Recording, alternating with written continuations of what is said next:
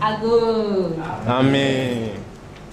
We are very happy to begin this semester with a very interesting presentation from South Africa. Our presenter is from South Africa, and he's going to give a very interesting topic.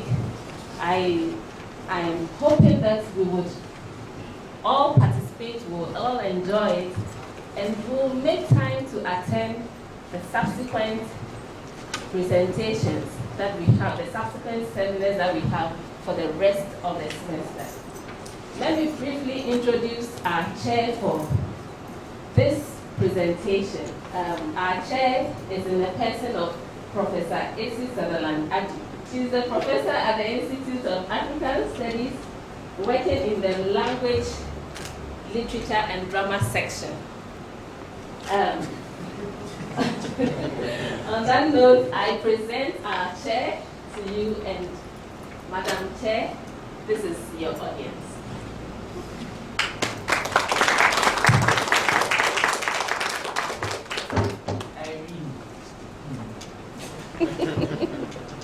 Good morning, everyone.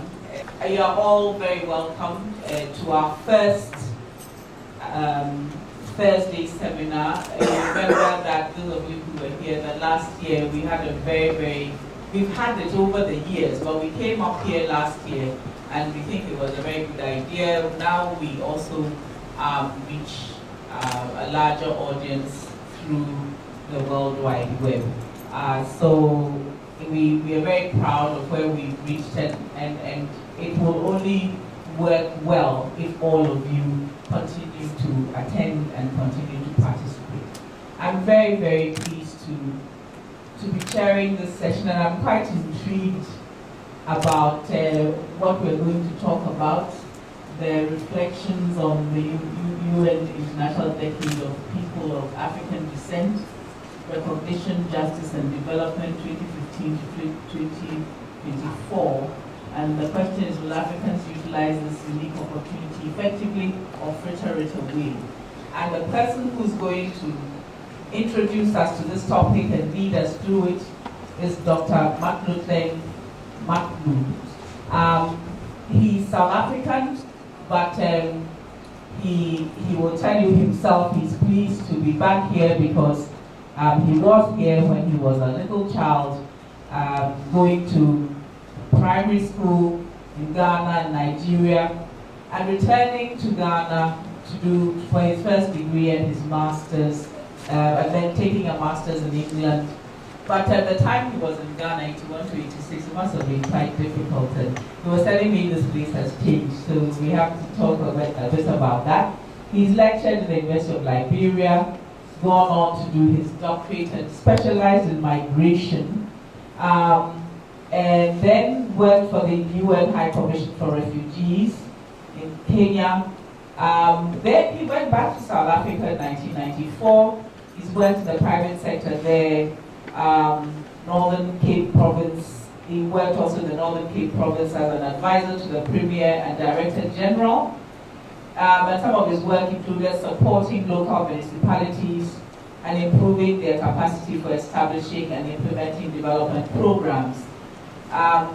He says that South Africa had a very exciting era of public sector transformation, and because of course it was necessary to deal with the racist, inefficient and ineffective narrow-based systems and processes in order to build new broad-based inclusive ones.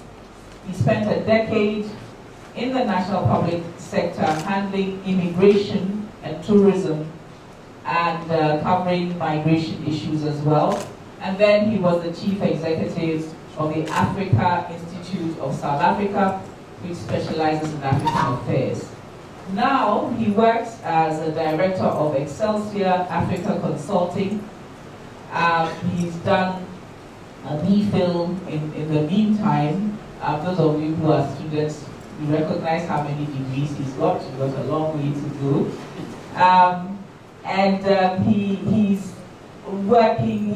He's now working in the University of Stellenbosch as part of a lifelong learning as knowledge worker today in today's global knowledge economic era. He's passionate about leadership, strategy, development, corporate governance, trading commodities, Africa's sustainable development, and empowerment of people.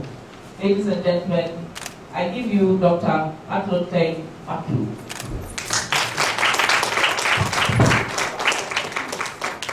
Was a Sutherland, and I said,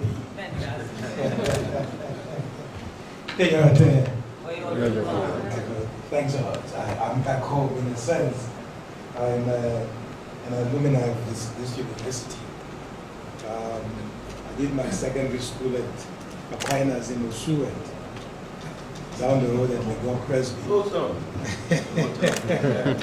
And I was an Akwafu all person, though I spent most of my time with the Vandals. But thanks very much. I'm speaking to you this morning on a decade that was declared on the 1st of January this year and goes on until 2024. And basically, it's a UN decade, and it has a long history, and I'll go into some of those issues. I have quite a number of slides. I'll jump some of them, not speak to them, just to show you important data. And here, I think, one couldn't have put it better than Bob Marley. So if you'll allow me this, chairperson, and those who want to get up and dance, you are most welcome. This is message music. Unfortunately, listen to the words carefully because they are really about what we're talking about.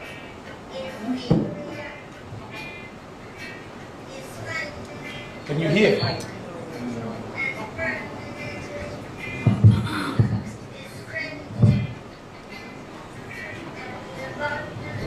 But I think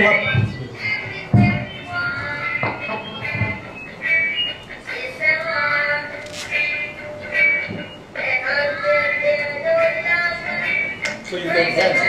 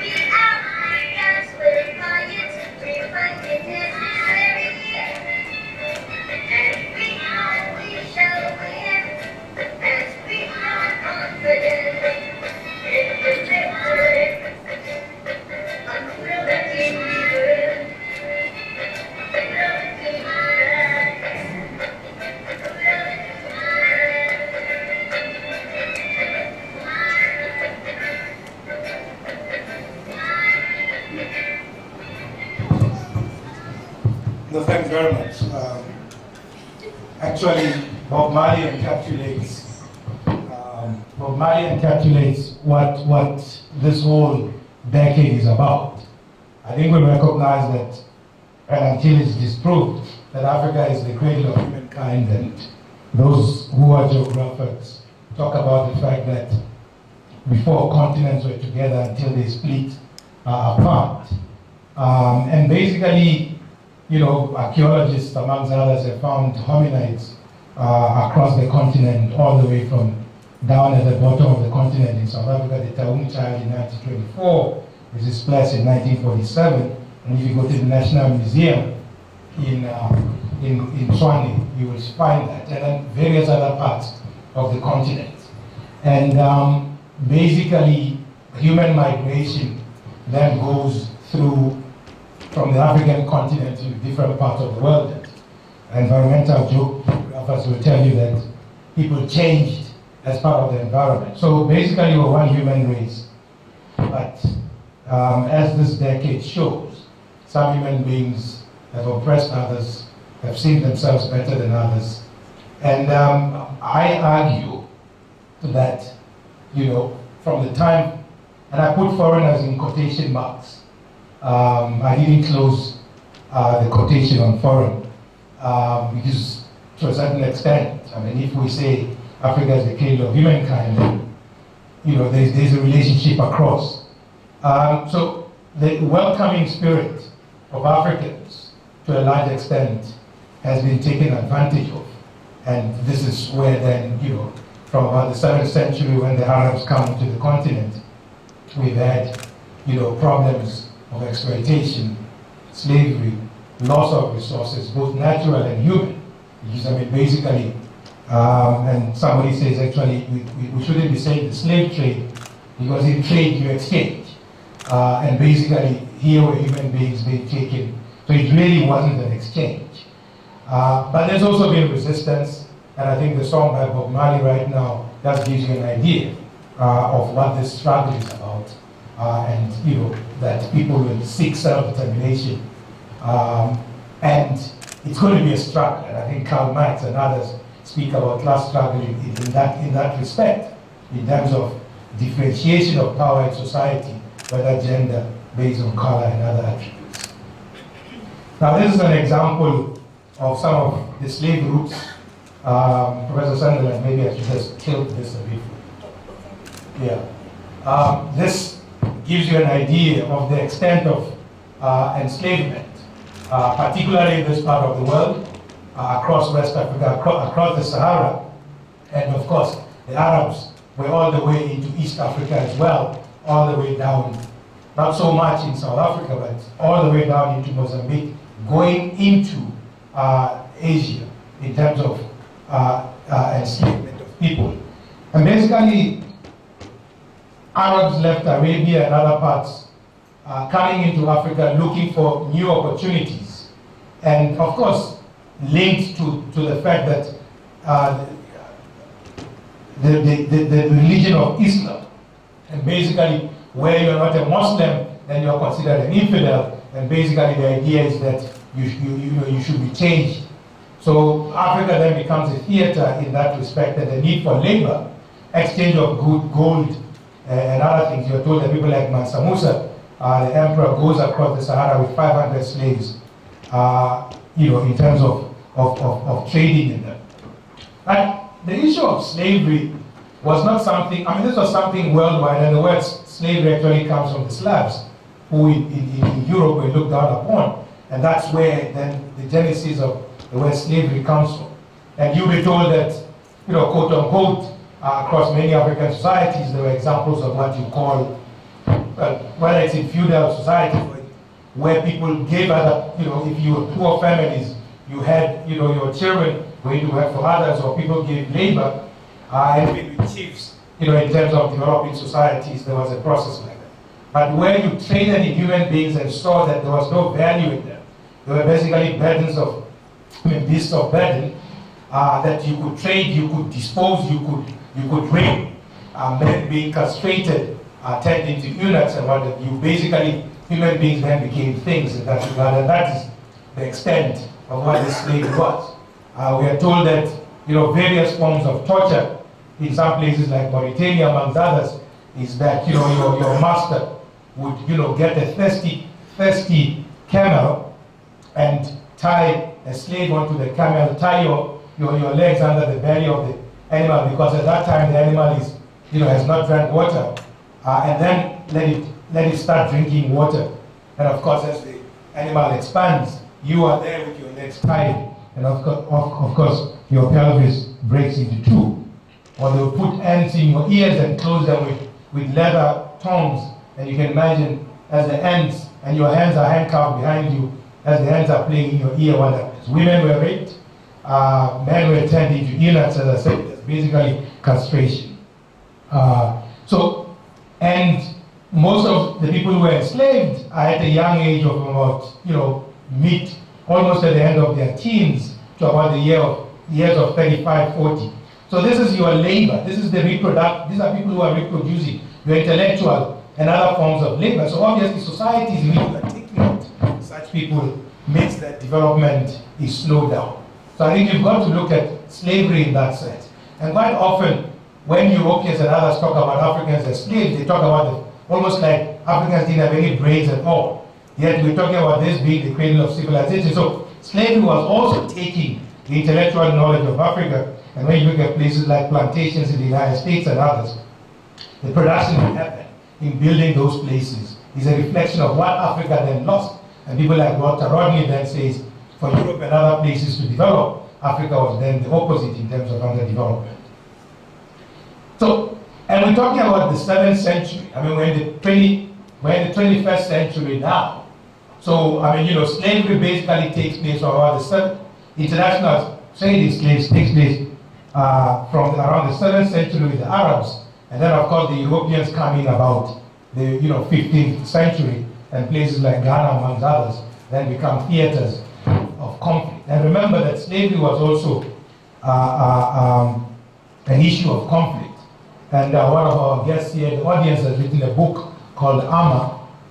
If you were to read that book by Manu Hepstein, for which I think, I'm not sure whether he won a Booker Prize or he was a finalist in that, gives you a poignant history of human suffering told through the story of one person, Armor, from Ghana here, who eventually ends up in Brazil. The story is traced through history and the cruelness of some human beings to others. There is a dispute about how many were taken from the African continent. Hugh Thomas speaks about 17 million captured and about 17 million dying in the process. I think when I left Ghana in the late 1970s, your population was just about 22 million or something like that. So you can imagine at that time you would have taken virtually the whole population of Ghana. So you've got to see it in this context. During the time you are capturing people having to run in front of you, people wounded, dying in the forest or being eaten by wild animals, supreme suffering, and then the rape of young girls and women, and even men as well. There is a video, if you ever get hold of it, Goodbye Uncle Tom, which shows you the process of enslavement from capture all the way to the United States and some of the things that happen. And of course, in this process, I think it is important to understand the tactics of divide and rule that were used against African people. So you get some people, stronger nations, capturing weaker ones.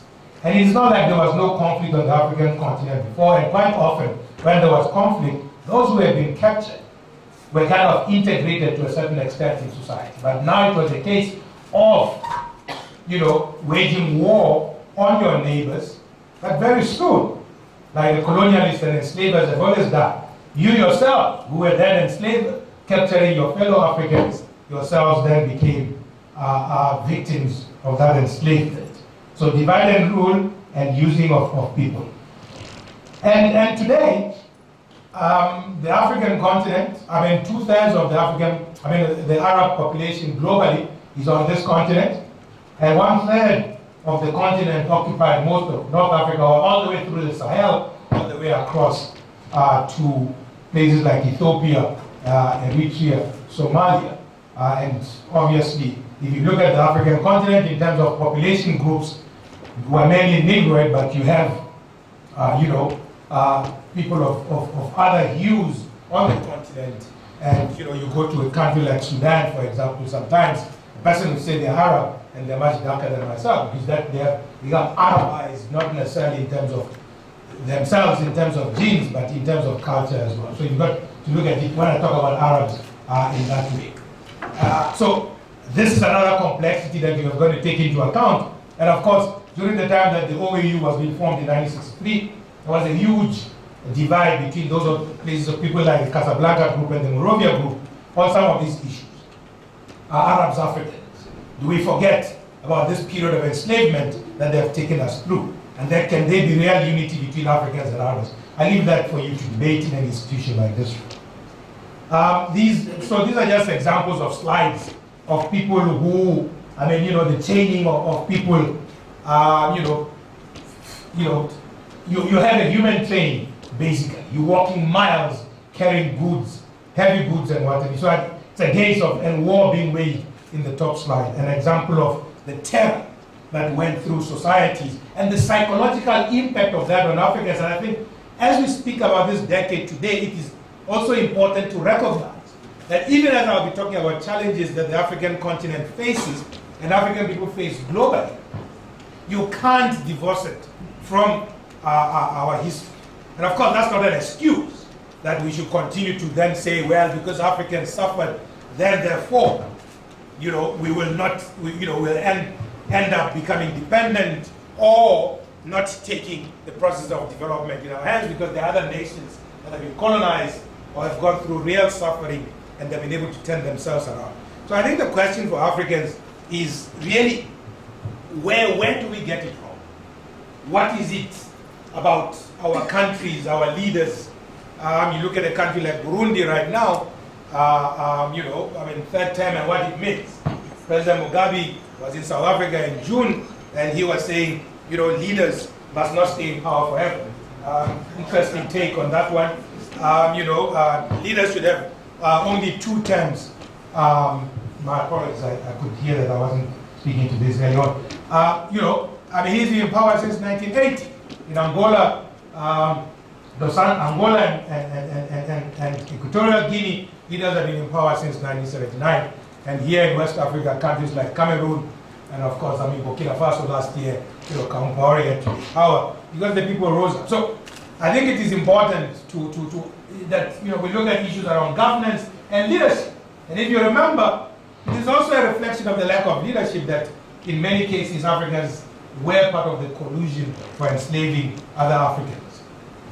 Some of the issues around the challenges around the Muslim slave trade is the fact that in a country like Mauritania today, even Sudan, the issues around Darfur and whatever, and the fact around South Sudan seeking independence, because that was a country that got independence in 1956, but they've been in a civil war since 1955. So these are challenges also around nation building. How do people feel within a nation that they have citizenship being in full? And of course, there are attributes of Islam around these issues, and I'm not an expert in religion, so I personally might be challenged with some of these issues. But there, the slides talk about things like Abid, and the fact that it now becomes synonymous with Abid as black, but also as slave.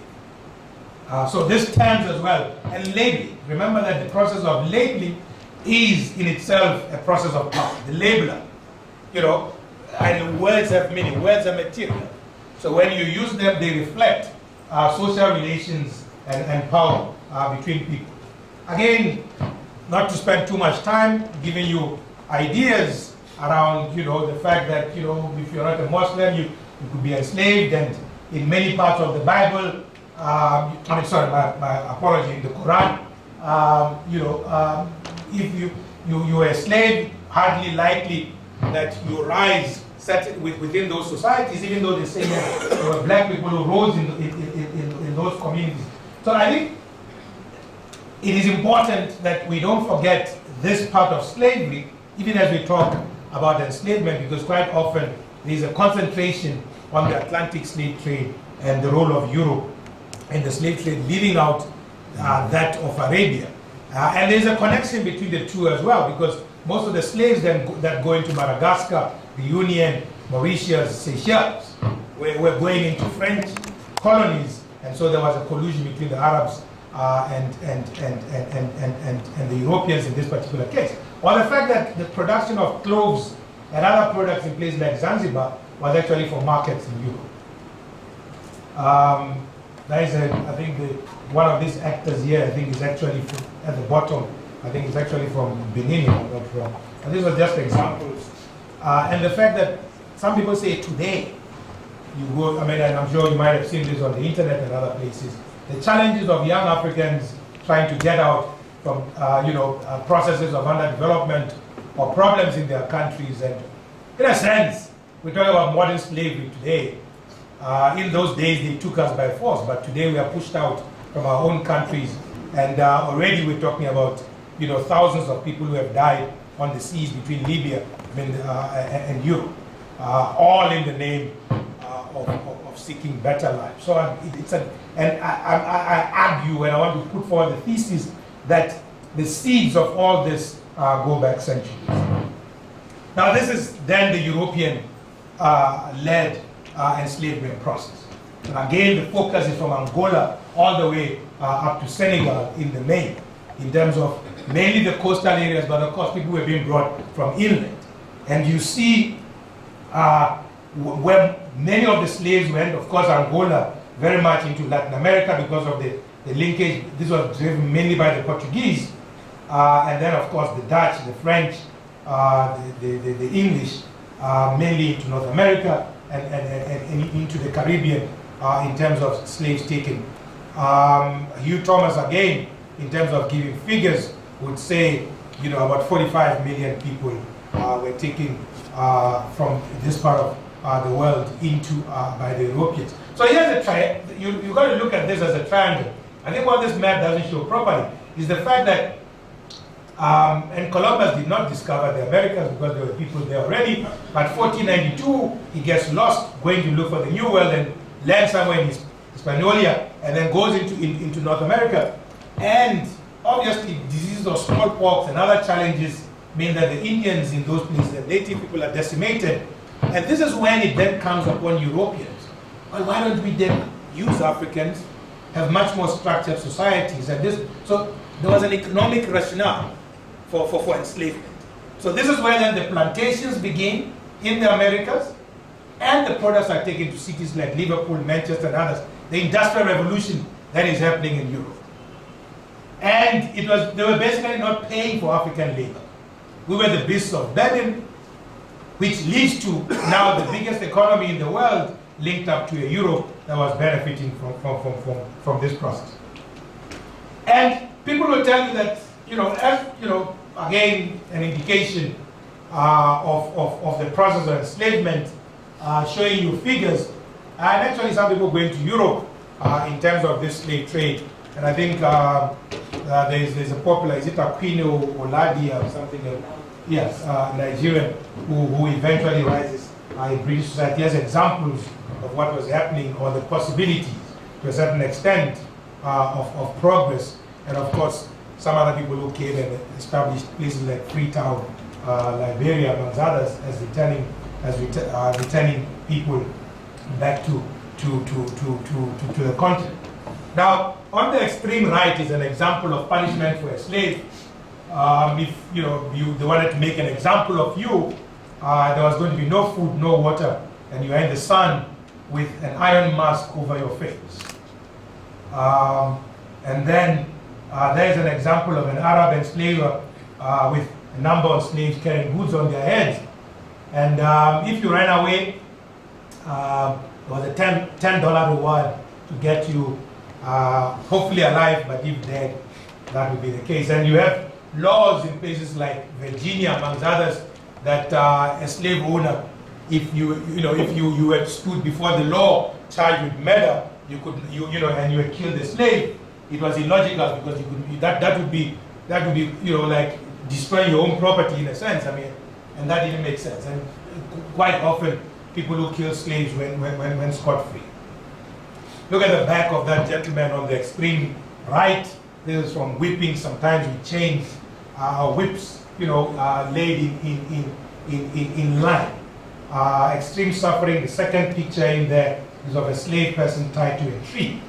And the lady with the headgear is Noni the Queen, Nani the Maroon. And Maroons were people who escaped into different parts of the country, refused to be enslaved. You get them in places like Rodrigues in Mauritius. And this lady is on the $500 note in Jamaica, seen as a national hero. So you had Maroon communities, and particularly in places like Brazil as well, people who just disappeared, created communities in the jungle. And in the book Armor as well, there's almost an example of that, trying to recreate their culture, maintain language, and again, demonization from the Western world. And this is where places like Haiti, people talk about voodoo and suggest, that sorcery and other forms of evil doing. But here we're Africans, almost in a sense, in terms of resistance. I mean, you could talk about it as liberation theology to a certain extent. And remember that also, the very people who were talking about coming to Africa on civilizing missions, the Bible was on one hand, and the process of stealing was on the other. So there is a close linkage between Islam and slavery, Christianity and slavery in this particular case. We might suggest that maybe there was a confluence along the way, but to a large extent, there were justifications, and people are told about looking in the Bible, and you'll see parts of the Bible where the black child or people who are dark-skinned are cursed. Again, an example in the middle there is really almost like a ship, and the extent to which people were sardines in terms of being packed on this journey. The gate or the door of no return at Gorée Island.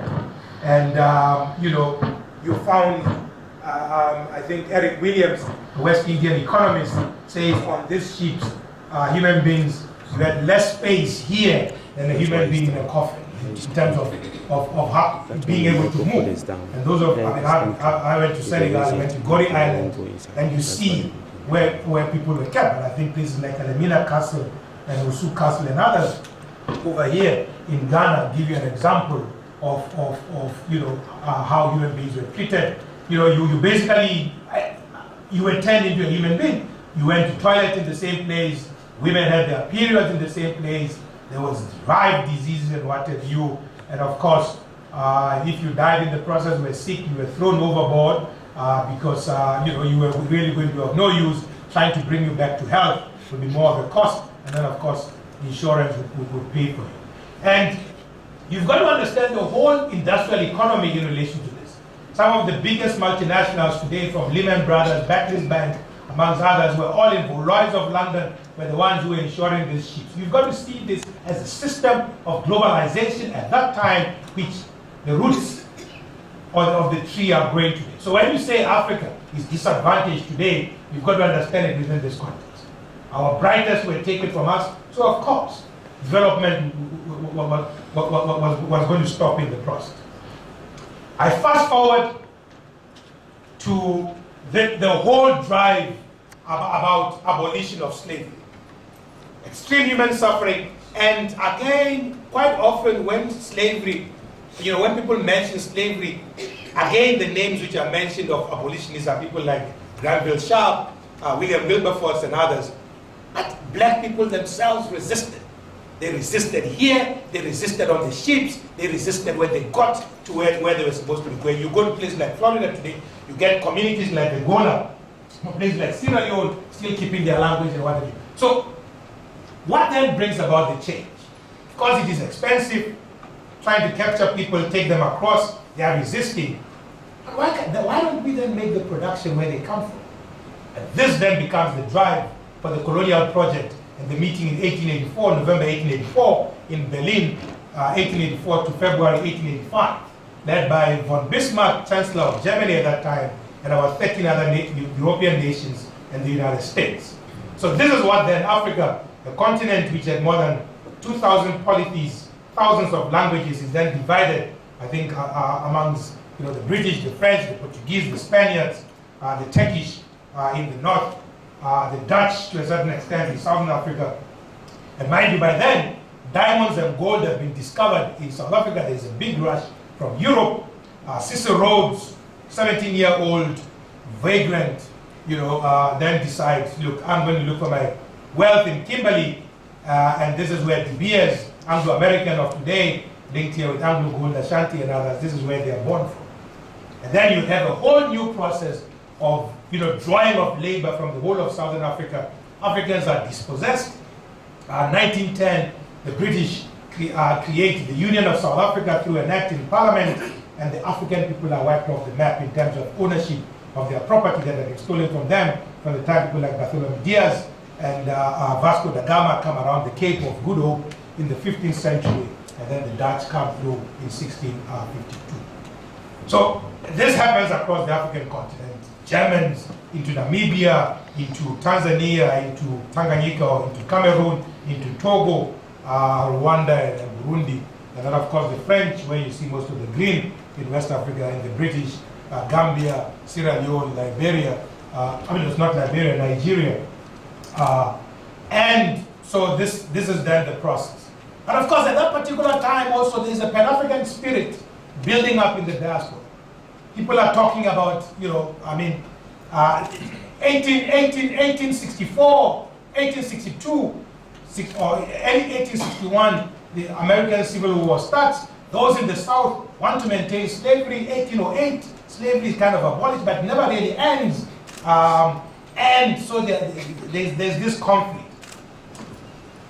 And the United States, again, when you control media, you control knowledge, even your criminals become heroes.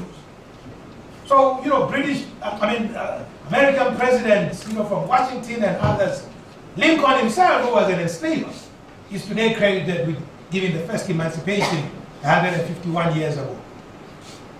But Lincoln actually, as far as he was concerned, he did not see why white people should be fighting amongst themselves, and if they could be allowed that slavery would continue, he said he would allow that to happen. So the emancipation is granted, and it's really granting of rights on paper, but in reality the rights are not there because Jim Crows continue, lynching continues, the Ku Klux Klan and others develop starting from around this time. And as black folks at that time, you are restricted, and the genesis of apartheid starts in the United States. We already having it in South Africa at that time, and the British actually. Most people think it was the Dutch who brought apartheid to South Africa. It was the British actually, who really drove this system. Long and short, there is resistance up to about 1910 in most African countries. Eventually, only Liberia and Ethiopia remain as to a certain extent independent. I've got only 10 minutes. I think I have 50 slides. I'm going to go first. This is Marcus Garvey, and I think that amongst others, people like Kwame Nkrumah and others, in terms of the United Negro Improvement Association, I think if the figures are correct, there's been no greater organization of African people than what Marcus Garvey did with the United Negro Improvement Association, African Communities League. We're told there are about 6 million members globally, all the way from West Africa on this side into Southern Africa and across the oceans. Garvey basically was saying, look, in a world in which others oppress you, power, as people like Machiavelli and others, in terms of political thought, would say you've got to assume power, really to be at the table. And I think China just shows you that. I think in Africa, basically it is our lack of power which puts us at the bottom of the global ladder. And Garvey, of course, today you talk about the FBI. It is around this time that J. Edgar Hoover then starts the process of mail fraud charges on Garvey and others, and the Black Star Line and the economic self-determination and others. Garvey's preaching then goes down the doldrums. And of course, here in Ghana, the Black Star on the flag and the Black Star Line, among others, where in terms of Kwame Nkrumah and others. linked to W. Du Bois and George Padmore then pick up. But basically, Garvey was talking about the fact that, look, let us unite as one nation of black people. Globally, he was one of those who were saying, you know, bring black people back to Africa. And of course, Lincoln, amongst others, at the time that he's talking about emancipation, it was basically that Africans should leave the United States. He had actually looked at Haiti, and eventually the last plan was to put Africans in Mexico. But those Africans said, we're going nowhere. And so, you know, I think this is an important slide, that people without knowledge of their past are like a tree without roots. And I think that's what Africa suffers today. To a large extent, we are rootless, whether it is in culture, you know, we are not in tune. And I think one of the things that one must praise Ghana for, and particularly as an example to a country like South Africa, which is a country of settler colonialism, and the fact that, and I suppose it's across the state universities in Ghana, but certainly I knew in Legon and until today, that you had to do African studies at the university to graduate.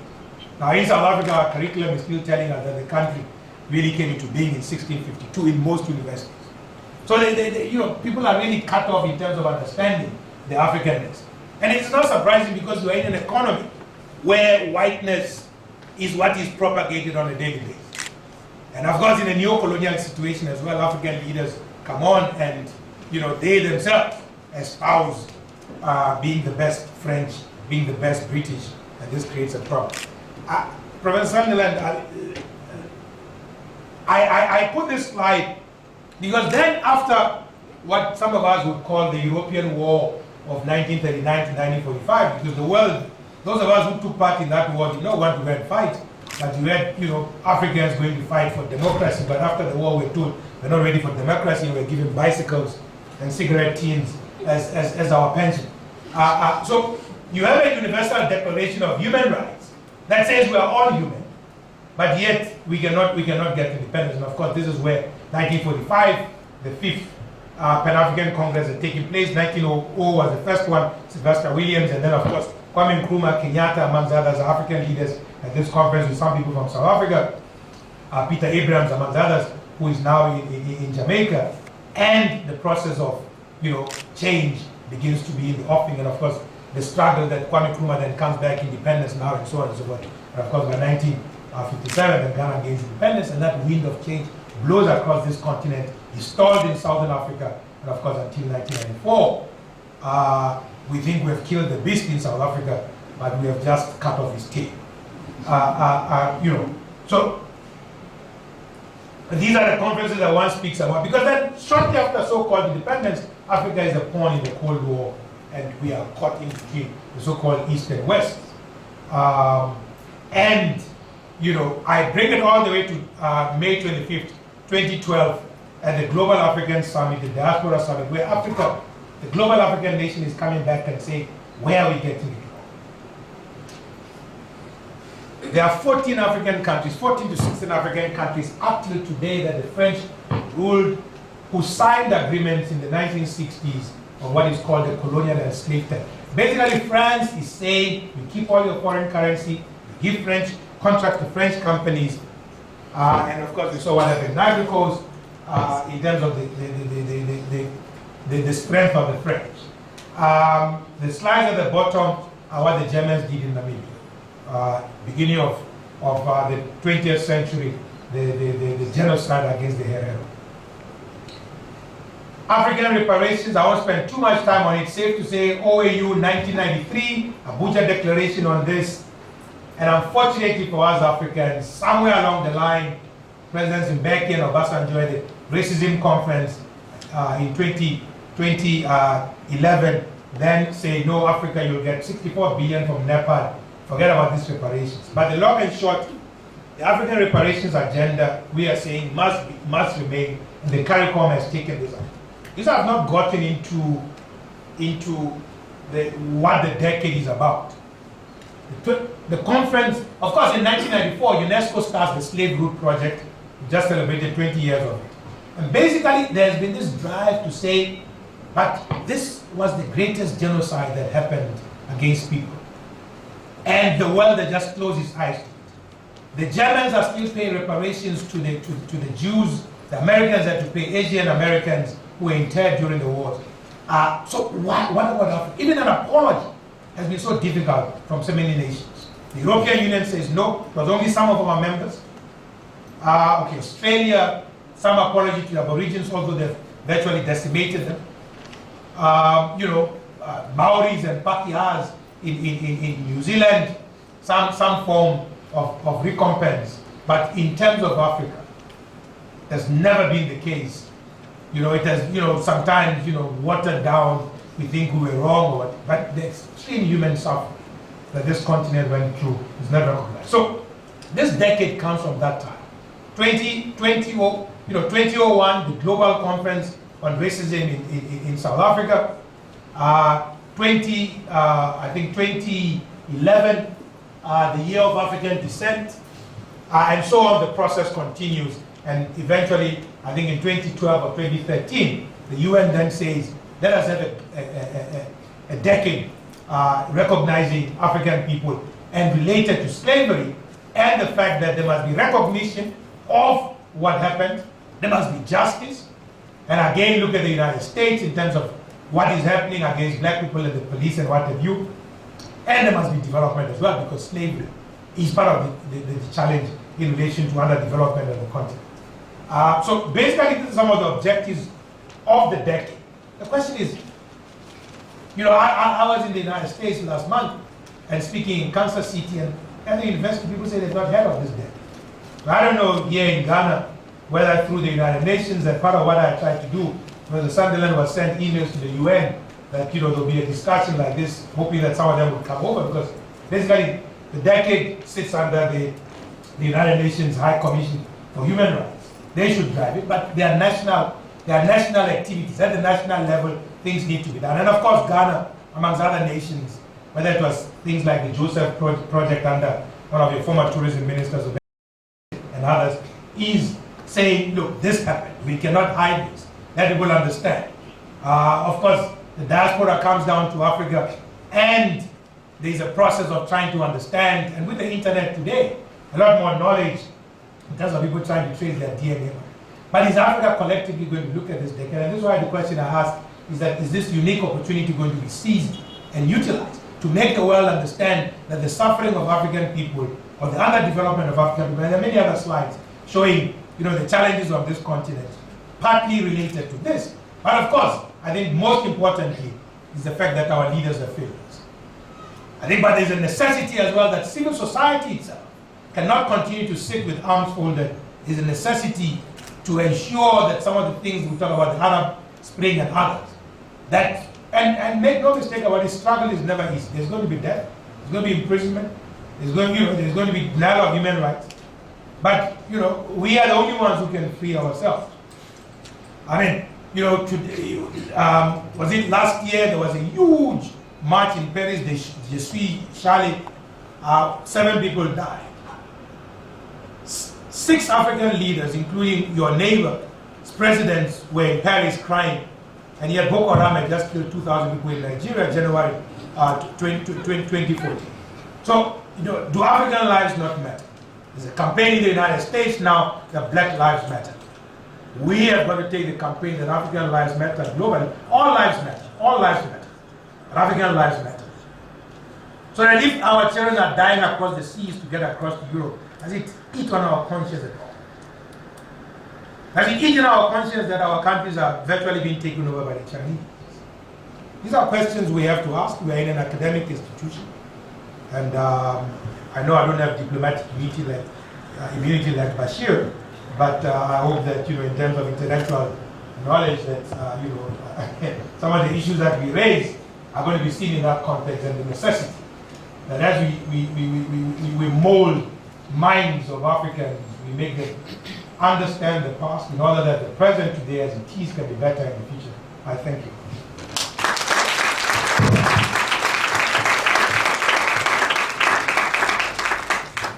Thank you very much. I'm sure that we're having a rousing beginning to our semester. And there must be issues that have been raised that people want to take up, and so we're going to open the floor right away for comments and questions. We take a few and then you can respond. So yes, the floor is open. Yes, are you?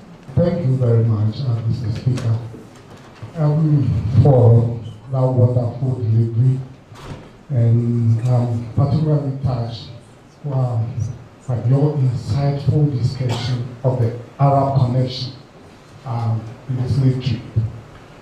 What my issue is the need for us to look within to see what we also did in terms of indigenous slavery, because if we go by chronology, then it started. And there is a community just about 40-45 miles from Lagos called Akokupu. Akoku is a monkey, the Akan word for monkey. And then Pom is a forest. So literally monkey forest. And if you do an oral history of the community, they tell you we have the name because initially we had a lot of monkeys living there. But beneath that explanation is the fact that Akokupo is about 15 miles to Isachi, the capital of Akonu Empire, at the peak of this empire. And that community was where Akonu traders dumped their slaves. And these are people who have been dehumanized and therefore should not be called human beings. So we call them Akonu monkeys. There are monkeys there. You go in and you pick, and in that case, you can't eat, so you sell to the outsider. And if we open up and go to most of the chieftaincy conflicts in Ghana, one key issue is you are not of royal blood. They do agree that you are part of the family, but not part of the royal blood. The question is, what is the royal blood? People classified as not belonging to the royal blood are usually people of slave descent, and therefore do not qualify in any way to be head of families to the extent of becoming representative at the chief's palace and eventually becoming chiefs. So these are issues that we need to add up. Then the whole discussion on slavery will be met.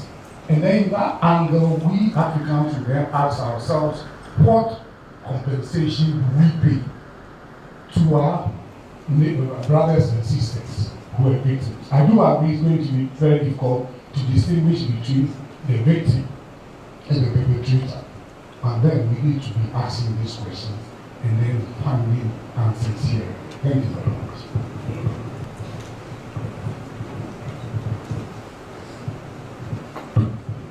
Thank you for such a riveting presentation.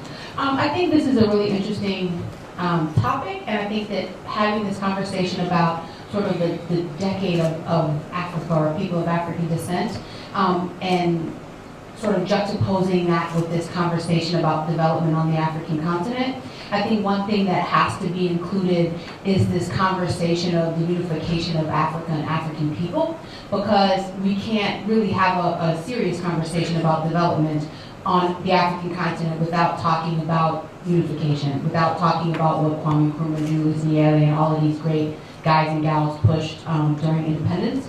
And the other piece that I wanted to just add and just sort of ask a question is, what role do you see diasporan Africans playing in the development of Africa? And I ask that because you mentioned the Black Lives Matter movement and all of these young Africans being killed at the hands of the police in the US. And I contend that African people will not stop being oppressed outside of Africa until Africa is liberated and free. So just want to get your thoughts about that. I thought it was an excellent talk. I really appreciate that, very comprehensive. My question, as we are talking about Africans, Africa and Africans, is the issue of, even in terms of seeing ourselves as Ghanaians, people don't become Ghanaians until the Black Stars are playing. that the way people self-identify on a daily basis is usually based on the very small ethnic group. If they can even get to, Ghana, much less to get to West Africa, much less to get to continental Africa, much less to get to the global African world, that when people, I think that may have been an issue in the past, that we are putting a view back to, say, Africans enslaved other Africans, but they didn't see themselves as Africans then, and much less now they don't see themselves as Africans.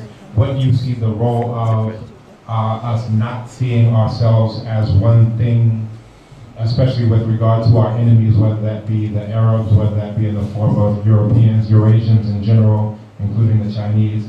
How do you see that? And also, to put in another aspect, when we talk about Africa, we also talk about high genetic diversity, and people tend to protect those who they see as being their own, and there's, you have so much diversity. How do we get to a point where we can see all ourselves, whether it's on the basis of phenotype, genotype, or whatever, as one thing that we can use in order to get some leverage against these groups that have historically attempted to commit genocide and enslavement and actually have done those things? I think I better let you take that stuff up now. Yeah, okay.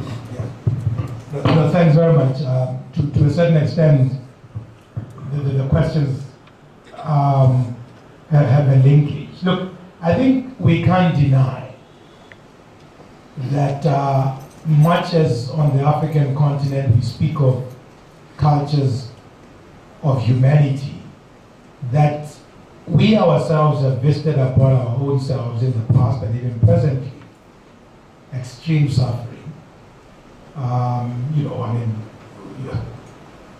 When I mentioned the case of 7 people dying in France last year, 1 million people died in our 9 months in Rwanda. Over 6 million people have died in DR Congo.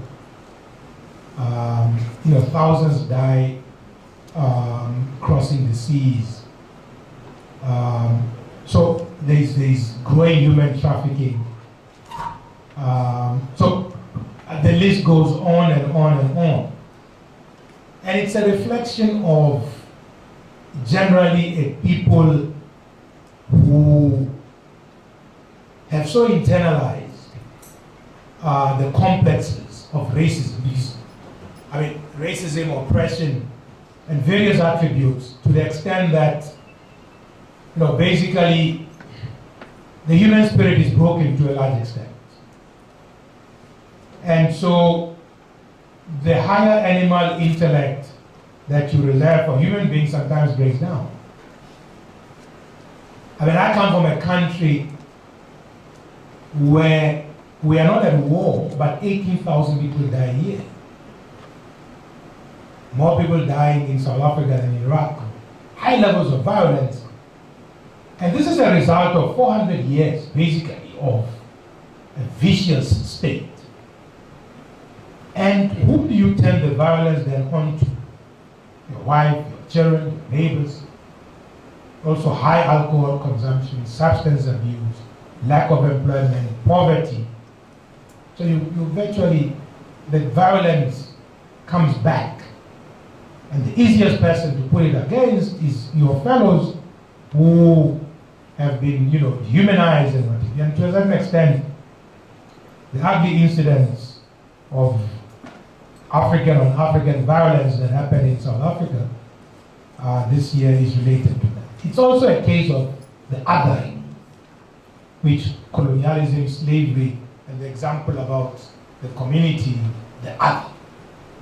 In terms of Africa's relations to others, we have been othered, we've been labeled.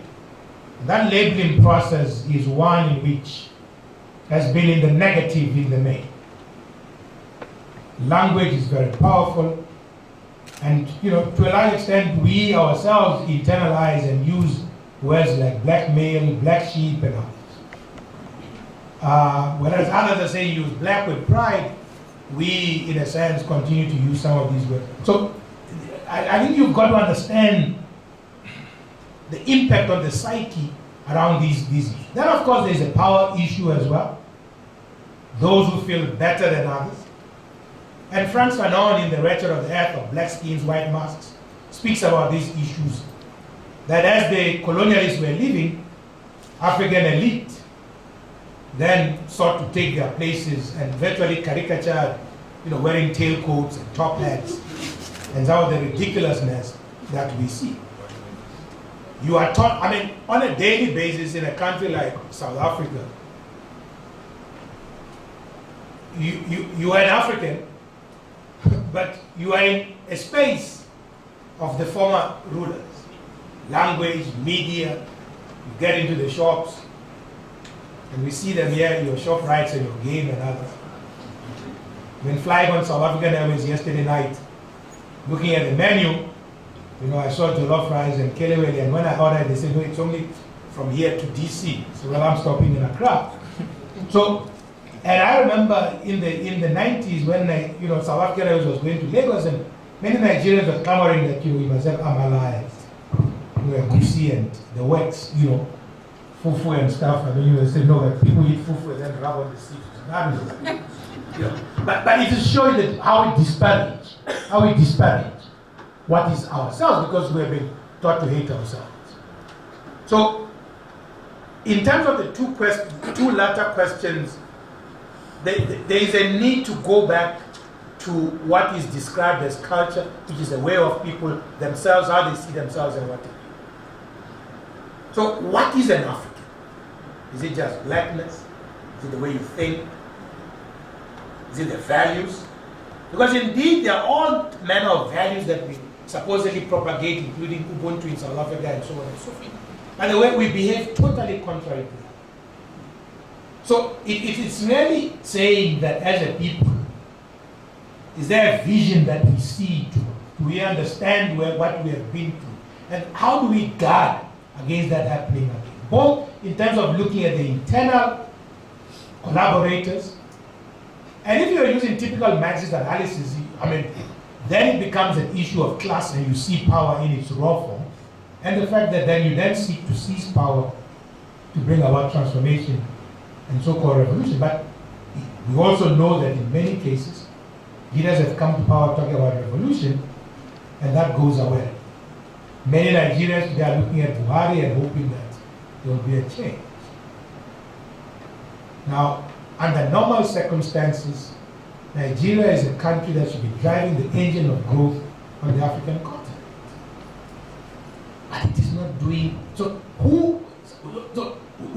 And again, you have in the African continent, it is all 54 of us, or we're not moving forward. So, unlike Europe, where after the war of 39 to 45, where two bitter enemies, France and Germany, come together and show a vision about where they want Europe to go. All the African continent were unable to do that. So you have dinosaurs as our leaders who meet, and they have the perennial talk shops. We move from Lagos Plan of Action 1980, Abuja Treaty 1991. Today we're talking about Africa 63. How can you build 63 if you can't build 2050? So, I really don't have the answers. Some of us despair. We admire the Chinese, and the Chinese work hard.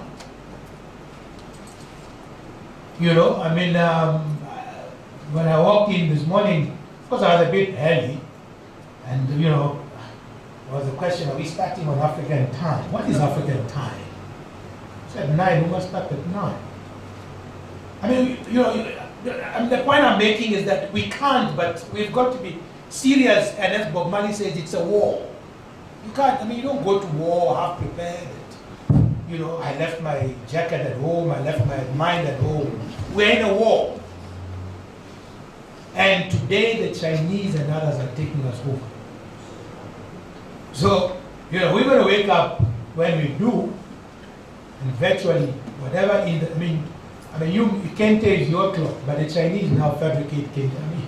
Ask us, what's that? Where is the intellectual property? In Africa, we're told, well, knowledge belongs to everybody, and therefore we've not IP'd it, so somebody takes it.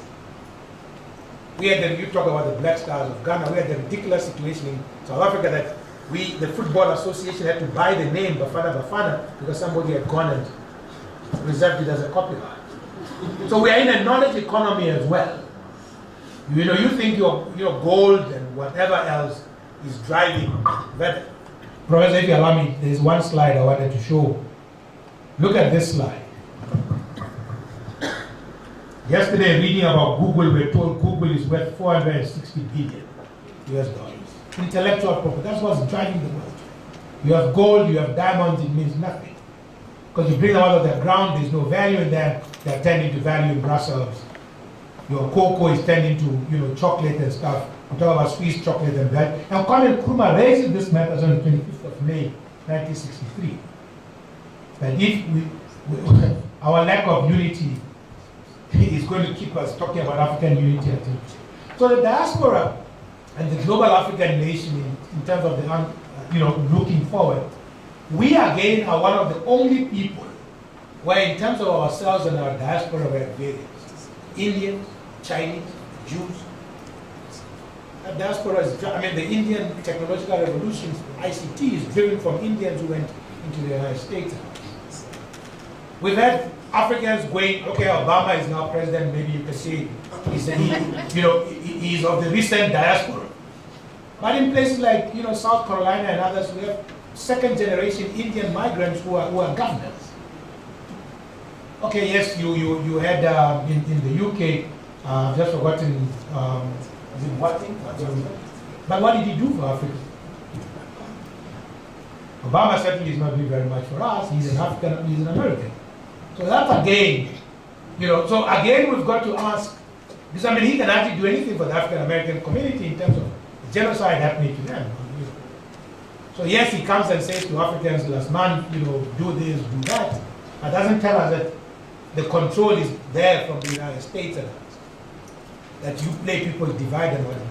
So we've got to understand that the world is not waiting for us. There's one slide I did not show. The AU talks about Africa losing 148 billion a year through corruption. There is a report by the Global Financial Integrity that looks at what money Africa is losing, illicit financial flows. Former President Beck is doing a study on that. I know the chair of the EU talks about 50 billion a year. That study says from 2003 to 2012, Africa south of the Sahara lost almost 600 billion US dollars. Of that, Nigeria lost 158 billion. South Africa lost 122 billion US dollars. Now our budget a year is 1 billion US dollars. So we've lost 122 years budget. And we are the most unequal society on the globe. We have obscene riches and extreme poverty in that country. So leadership, and if you look at the Mo Ibrahim Index as well, it gives you an idea. Where leadership and governance is poor, those countries are low on the scale. So I think the question is going to be, one, certainly we're not united on this continent, we're not united in countries. The colonial boundaries of 1884 are walls in our minds. But even the so-called nation state itself is not necessarily a state. Or a nation. There were attributes, but let's become a nation. In South Africa today, people are saying, but the Zulus have taken over. Look at the president's cabinet and the people around him and cases around corruption or cases. So it's those kinds of things. People are not chosen because of their attributes, but how close are you to the leader? If the leader has a scandal, how do we cover it?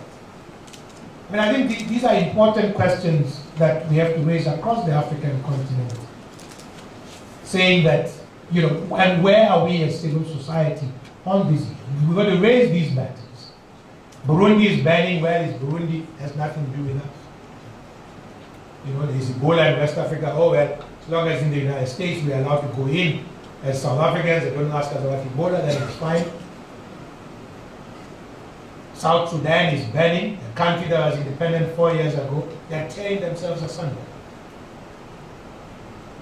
So these are important issues that we have got to put back onto the table and say, where is Africa going?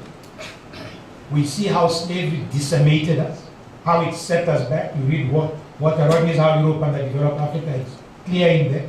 Some of the big companies from there today, huge global conglomerates. So, I mean, I don't have the answers. Maybe, I must confess. Short of saying, let's get onto the streets now, but I last did that in '78 when I was here. Thank you. We have a few more. Somebody, okay, please. Prof. Asmako is online. She wants to ask a question. Asia, if you can hear me, come through with your question. Hello. Anyway, she typed her question, so if we can't hear, let me read her question out. I'm quoting her. To my brother, welcome to IS. Though I'm not around to welcome you personally. Thanks for your talk, which I found edifying and enjoyed. There's a tendency to think that liberation of people of color was spearheaded by white folks. Could you say a bit more about indigenous struggles for emancipation in Western Africa before former apartheid? Let's take one or two more because we are really getting to the end of our time. My question contributions on leadership, the failure of African leadership. More often, we've seen that after independence, most African leaders actually entrenched themselves, and some of them transmogrified themselves into one-party states and continued. But after that, democratization started across Africa from the 90s, and many people changed. Suddenly, we've seen that African countries, some of the leaders have started also going for the third term, as you said. But what I have seen is the disparity in the way they criticize countries across Africa. In your presentation, you keep talking about Burundi, but close to Burundi is also Rwanda. Everybody talks about the presidents there and how he's trying to go again. But Paul Kagame has suddenly, I don't know for whatever reason, people don't talk about it. But there is also a serious problem at Rwanda that is also waiting to explode, just like it started some time ago into the genocide. We all know the migration of the people from their various areas into Rwanda and how the Belgians came in and started using the Tutsis and even created a kind of kinship system for them. This is what went on for a very long time until the Hutus also came in and they decided to fight and entrench themselves. Then it degenerated into the genocide. Now after the war, the whole world powers are supporting Kagame, and people continue to shower praises on him that is the one that is able to bring development. Now he's going for the third time. The Hutu woman who is supposed to challenge him has been sent to prison. So you see, this is the way it is. Rwanda is now a time bomb that is also waiting to explode some time to come. How do we as Africans also criticize and also bring this thing to the world attention that such a thing that is also happening at Rwanda is just like what is also happening at Burundi? I also want to talk about No, you have to conclude. okay. Something small about the issue of slavery that Dr. Ayesu raised. He's talking about looking inside and also offer some form of apology or even apology to our own people. All across the world, every society has experienced some form of slavery or in one form or the other. Have all those societies offered apology to their people? Does it make it that they should also ask for some reparation from the Jews? They came to Egypt. Should they go and ask for reparation since it is also the time past? Should the Roman... You are resisting the chair. You have to. Okay. So my question on that issue is that if he talks about asking for apology in Ghana, it will defeat the interest of the reparation that Africans are fighting for. Thank you very much, Prof. When you began with your seminar, I think you spoke about the slave trade, you spoke about religion.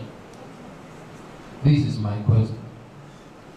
I recall very well that you were able to actually tell us how the slave trade began with the Islamic religion. You told us a bit about the Christian religion. Now, if we are looking at this actual decade of which you are actually presenting your paper, then I ask, can religion help to achieve these objectives? They played a major role in slavery. And then I also ask another question. But currently, or recently, something happened here in Ghana, and it's about the flood at Circle area. People died. And then in some churches, or some religious bodies actually spoke to their congregations nationwide, and people had to give offerings to help console, let's say, the relatives and of these dead or our loved ones. Do we wait for people to die before religion takes a good step? What is the role religion is playing in this actual decade? Thank you very much. Wow, I mean, that's like beginning a whole new... My name is Nketia. Okay, you know, you've got a big job to do. Because you've got to do this in like 3 minutes or so. So, sorry, all right. I'm going to let you do it because you are stalwart. Just do it quick. Then he can come on. Yeah, very quickly is the idea of what creates Africans in terms of an idea of understanding that we're all Africans. When I came to Ghana in the 90s, I would tell people not to, they all said they want to go to America. I say brain drain, so forth and so on. But in retrospect, I find that the few people who have an understanding that they are Africans are the ones who went there, whether it's in Nkrumah or whatever, because as you said, we're at war, and being there seems to help people understand the battle lines, that they went there thinking that they were Akan, thinking that they were Ewe, Amadou Diallo, whatever. When they get cracked over the head, then they see the battle lines and how it's drawn. Those who are miscegenated either, through blood, through their ideology or whatever, they will tell you who you are if you are not clear that all of you are Africans, all of you are potential slaves, all of you are potential genocide victims or whatever. So my question is, what type of process can we use to let people understand these global battle lines and realize that all of them are against us as Africans, and if we aren't clear who we are as Africans, then we may reap those rewards? Good luck. I'm going to try, and I'm going to be broad sweeping and suggest, as the slide on Marcus Garvey said, those who don't know their history are ruthless. So I think knowledge is of utmost importance, that we counter this intellectual war at every opportunity. We have got to go back inward and say, what are our weaknesses, what are our strengths? Because make no mistake about it. What Africa has gone through, no other peoples have gone through that, but we still survive. We are the first people, we are still here. What is it?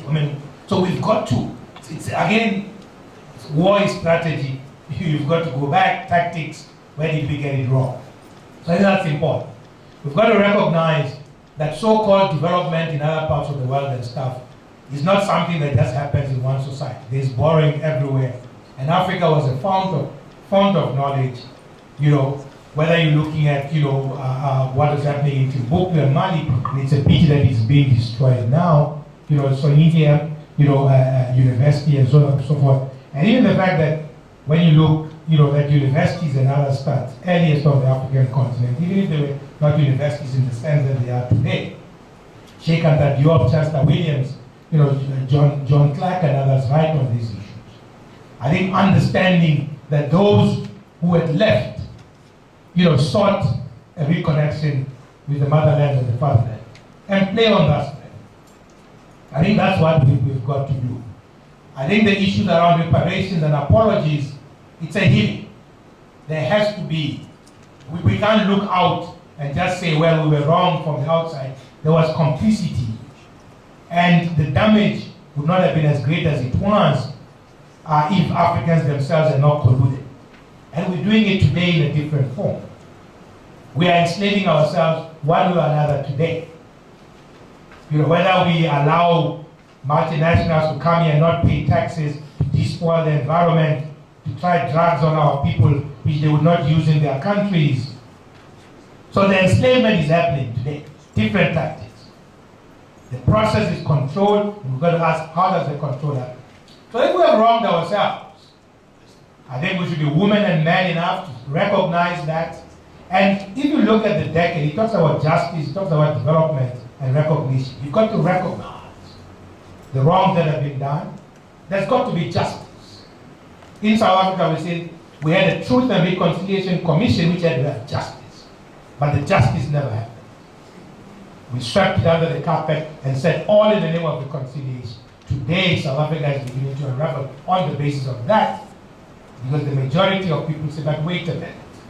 In 1913 or in 1910, when the country was given away to the British and the Afrikaners, and in 1913, when the Land Act, 112 years ago, was put into being, 93% of the land that was owned by Africans was taken from them, and still owned by by the man. So that's where development also comes in. If there are people in a place you call monkey forest and others, you've got to stop. Language is important. You change the use of language, how you see people. These are all important. We have places in South Africa, Coffee Fontaine, Kafro Fontaine. I mean, Kafro is like a bead or slave, or nigger, I mean, in the sense that was used by white people to black people. You've got to change, you've got to remove those names. So it's a whole process. ICT, it's a global world, we're global village, we've got to use knowledge. As I said, it's a knowledge economy. There you see, market value of Apple, 362 billion. Nothing else but just people who have gotten together and say, let's create knowledge and use it. Facebook, Zuckerman, young billionaires and stuff. We have Nigerians, Ghanaians working in NASA and all these places, highly qualified scientists. They should be here developing this continent.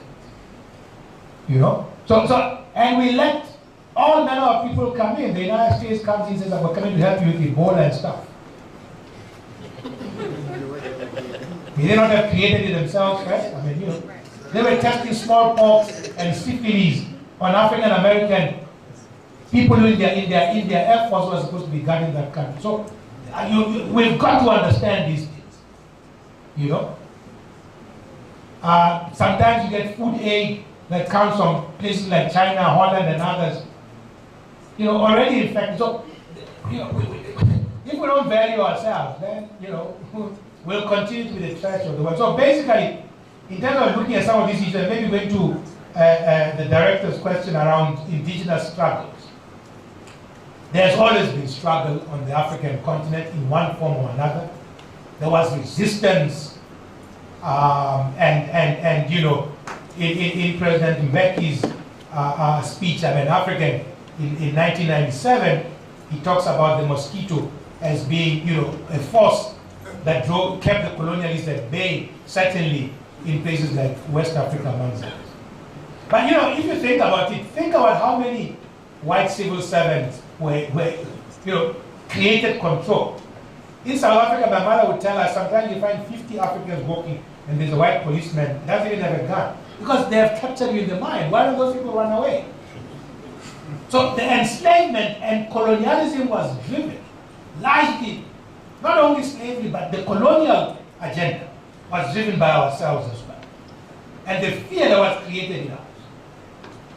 Now you ask about religion, well, Marx talks about it as being the opium of the people. I mean, you can use it in different ways. You can use it for good. There's the scandals in the Catholic Church today where the city of Boston had to put $3 billion aside for the molestation of young people and what. So, I mean, they might say, well, look, the Bible or Quran might say good things.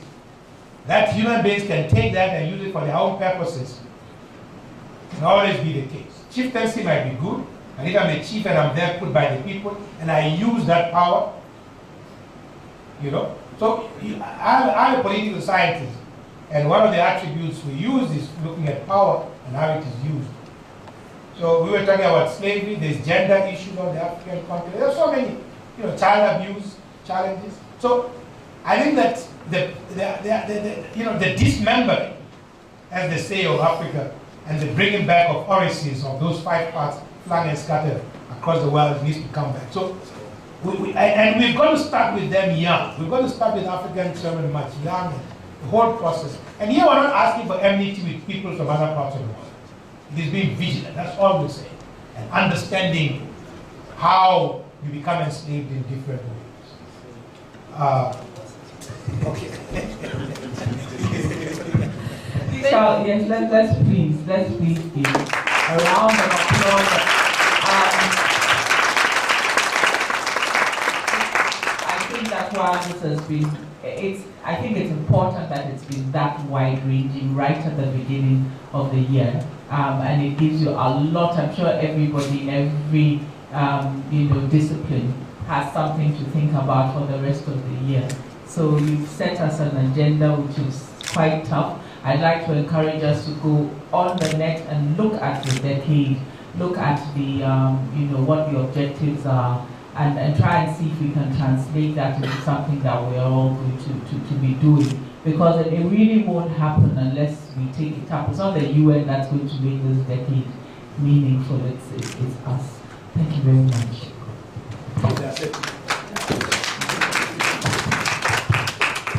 Thank you very much for this thought-provoking lecture. We have really learned a lot, and I think it's a good start for the semester. And then thank you, Prof, for steering affairs beautifully. You went beyond your time, but anyway, we have really enjoyed it. So I want to say thank you to our audience for being here, and we hope to see you next week. Next week we have 2 interesting presentations, and we will really want to start on time. There's nothing like African time. Thank you very much. And all graduate students should please wait for a brief discussion. Thank you.